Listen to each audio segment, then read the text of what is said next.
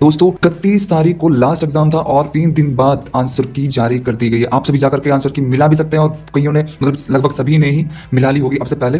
तो जिसका जितना रहा है एस्पेक्ट कट ऑफ जो की जा रही थी उसमें भारी बदलाव आया है। ठीक है, जो एस्पेक्ट की जा रही थी कि भाई कट ऑफ इतनी रहेगी उतनी रहेगी, उसमें बहुत ज़्यादा बदलाव आया है। लेकिन जो एक्सपेक्टेशन मैंने आपको पहले भी बताई हुई थी वो एक्सपेक्टेशन में बहुत ज़्यादा बदलाव नहीं आया है। हमने डाटा कलेक्ट किया है बहुत सारी वेबसाइट्स और सोशल मीडिया से, हमें टोटल डाटा 15,672 स्टूडेंट्स का मिला है, जिसमें से मैं आपको पहले भी कुछ जानकारी दे चुका हूं। जैसा कि हम स्टार्ट करते हैं यहाँ से। अगर हम बात करें कट ऑफ हॉस्टल वार्डन के लिए कितनी रहने वाली एमआरएस की, तो इसमें मैंने आपको पहले बताया था कि मेल कैंडिडेट के लिए जो वैकेंसीज थी 335 और फीमेल के लिए 334 पद थे, जिसमें कैटेगरी वाइज थे पद। ठीक है, इसमें मतलब कि ओबीसी, जनरल वगैरह इन सब के लिए अलग अलग पद थे।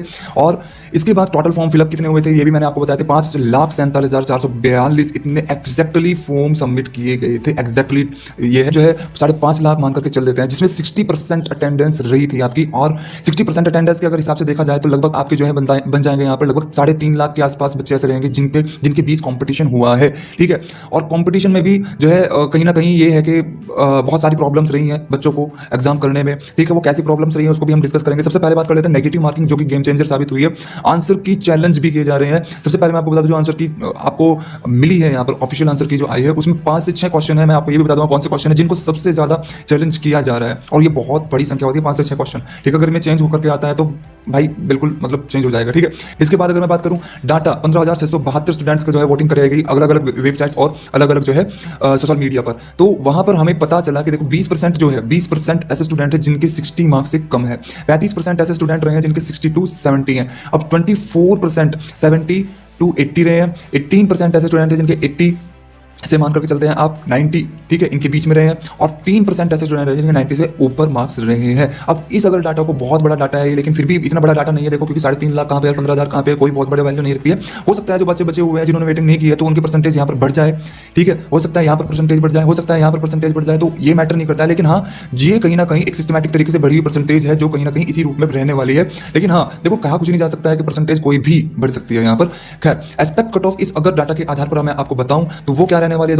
तो अगर फीमेल कैटेगरी की बात की जाए, ओनली फॉर फीमेल, अभी मैं मेल की भी बात करूंगा। आप लोगों को पता है कि 120 नंबर का पेपर हुआ था आप लोगों का ऑफलाइन, तो आप यहां पर देख सकते हैं। अगर मैं जनरल कैटेगरी की बात करूं तो गाइस जनरल कैटेगरी की आप लोगों की 82 to 85। अगर मैं यहां पर ओबीसी कैटेगरी की बात करूं ना तो गाइस ओबीसी कैटेगरी की 80 to 83 जा सकती है। अगर ईडब्ल्यूएस कैटेगरी की 80 to 83, मतलब मैंने बताया ना ओबीसी और ईडब्ल्यूएस कैटेगरी की लगभग सेम ही रहती है, लगभग मतलब कि 1-2 नंबर का अंतर पाया जाता है, ज्यादा कोई डिफरेंट नहीं आता है। अगर मैं एससी कैटेगरी की बात करूं तो यहाँ पर देख सकते हैं 75 to 80, और एसटी कैटेगरी की गाइस बात की जाए ना तो 72 to 75 नंबर आप लोगों को इस कैटेगरी से देखने को मिल सकते हैं अगर आप फीमेल हो तो। अगर मेल हो तो यहाँ पर देखिए मेल कैटेगरी 88 to 92 कैटेगरी। अगर आप इतने नंबर लेके आ पा रहे हो, आप पहले तो मुझे कमेंट बॉक्स के माध्यम से बताना कि सर हमारे इतने नंबर बन रहे हैं, कि हमारा हो जाए या नहीं हो जाएगा, तो हम आपको कमेंट बॉक्स के माध्यम से बता देंगे। ओबीसी से अगर आप बिलोंग कर रहे हो ना तो गाइस ओबीसी से आप 86 to 90 अगर आप लोगों के अप्रोक्स बन रहे हैं तो आप लोग ये समझना कि आप लोगों का सिलेक्शन कंफर्म है। अगर ईडब्ल्यूएस कैटेगरी का भी गाइस मैंने बताया कुछ ज्यादा डिफरेंट नहीं रहता, तो इसलिए इसके भी ईडब्ल्यूएस और ओबीसी कैटेगरी की सेम ही पैटर्न, मतलब सेम ही कट ऑफ आप लोगों की देखने को मिलेगी। अगर मैं यहाँ पर एससी कैटेगरी की बात करूँ तो एससी कैटेगरी में 80 to 85 अगर आप लोगों के बन रहे हैं तो गाइस हॉस्टल वार्डन की कट ऑफ इतनी ही जाने की संभावना ज्यादातर बताई जा रही थी एनालिसिस में।